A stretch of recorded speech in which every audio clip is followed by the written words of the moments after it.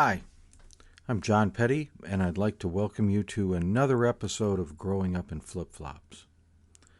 The other day I was thinking just about how complicated, I don't know if that's the right word, but involved the world is in commerce and what people see on the outside or what is visible about a business is just one small part of what goes into that product, that there's a lot of activity behind the scenes that the public never really sees. An example of that was a job that I had during one or two summers when I was in high school. While Southwest Florida is known for growing a lot of horticultural plants, my hometown was once the gladiola capital of the world. That's almost, if not completely, gone now, and the only remnant of that is some of the roads that are named for the gladiola farms that were down in that area. It's now all being developed into homes and everything, where it used to be beautiful fields of gladiola when they were bloomed, sort of like Holland, Michigan during the Tulip Festival. Why my town never had a gladiola festival, I'll never understand. But anyway, one other thing that my hometown, at least at the time, was basically the capital of was azalea propagation. The azalea propagation happened in a farm east of town where my sister had worked one summer, and that was hot work. I mean, 95, 98 during the days with God knows what kind of humidity. But after the plants were propagated, they would take cuttings of all the different types of azaleas, pack them into boxes.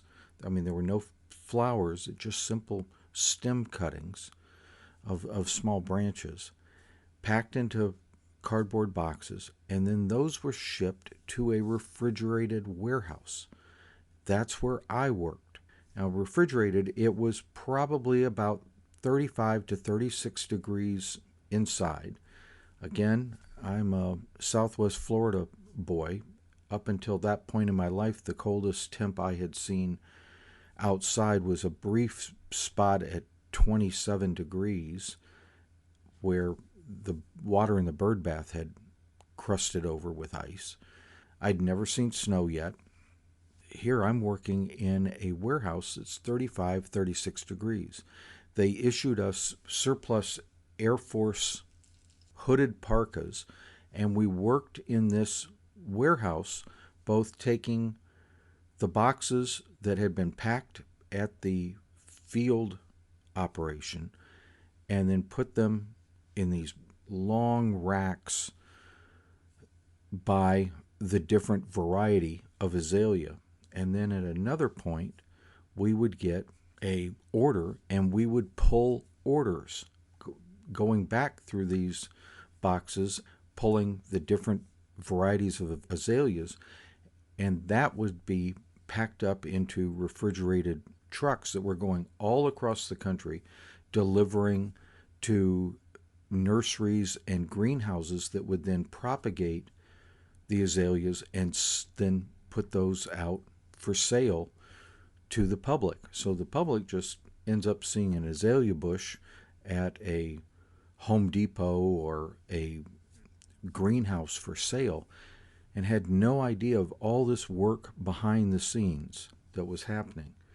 Well, again, my work, I'd come to work, go from heat into working in a refrigerated warehouse.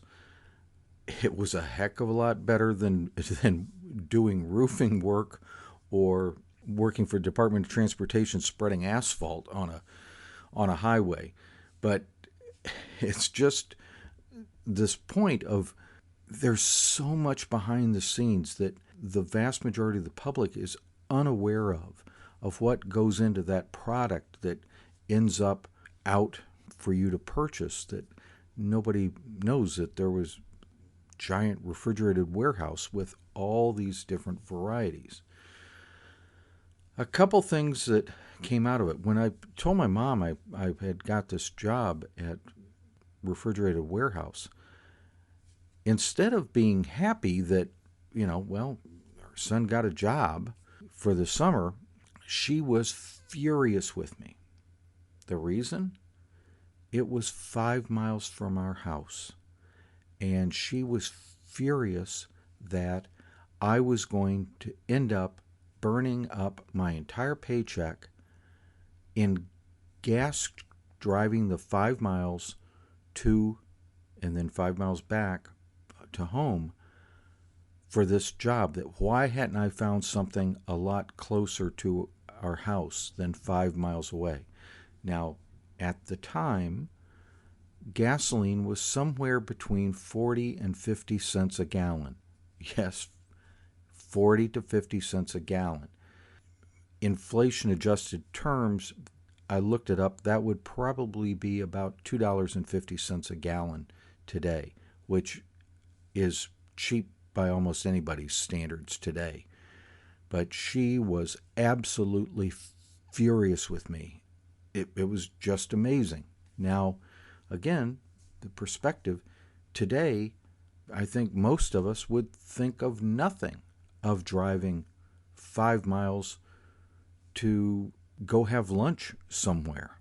Just amazing that at the time that was the thing that she was furious about. I think her upset with me passed, and when she realized I wasn't burning through the entire paycheck paying for gas, but it was just amazing. The other thing that was sort of a striking thing about the job was here I was a high school kid working out in this warehouse, and there were adults that this was their sole point of employment. They were doing the exact same thing I was in that warehouse, but this was their sole employment. Even as a high school kid, that kind of hit me that what situation or life choices had these adults made that had so restricted their employment opportunities.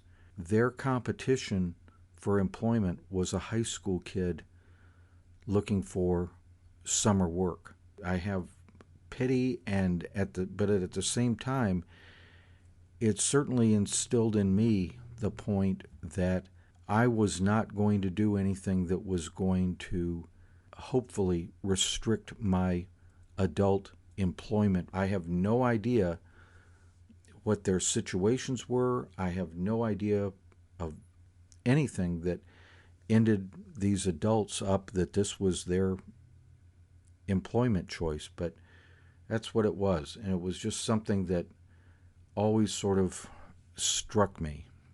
Different perspectives on looking at things. But I will tell you, on those super hot days, it was really enjoyable knowing that I was going to be going to work and have to put on a parka to do my job.